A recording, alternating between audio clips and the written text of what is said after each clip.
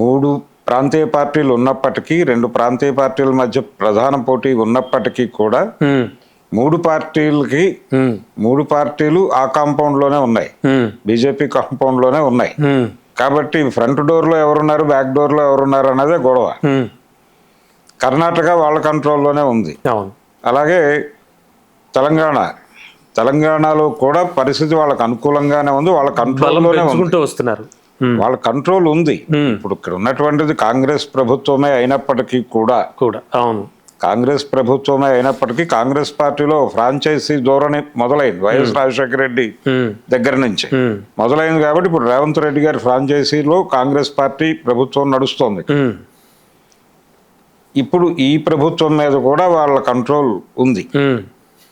ఇది పరిస్థితి. సో తెలంగాణ, కర్ణాటక, ఆంధ్రప్రదేశ్ ఈ 3 కంట్రోల్లో ఉన్నాయి. కొరుకుడు పడని రాష్ట్రాలు 2.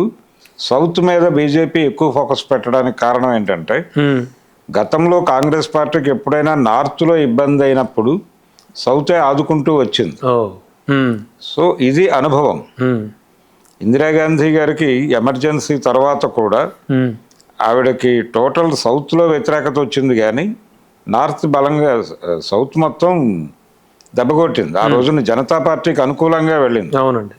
కానీ ఇక్కడ నుంచి దక్షిణాది నుంచే ఎక్కువ సీట్లు సంపాదించుకుంది. ఆంధ్రప్రదేశ్లో, ఉమ్మడి ఆంధ్రప్రదేశ్లో జనతా పార్టీకి ఒకే ఒక ఎంపీ సీటు దక్కింది. నీలం సంజీవ్ రెడ్డి గారు గెలిచాడు.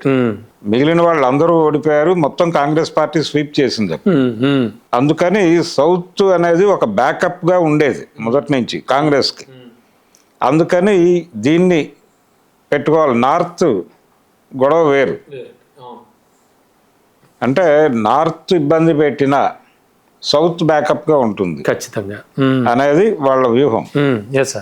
అందులో భాగంగానే దక్షిణాది మీద కేంద్రీకరణ.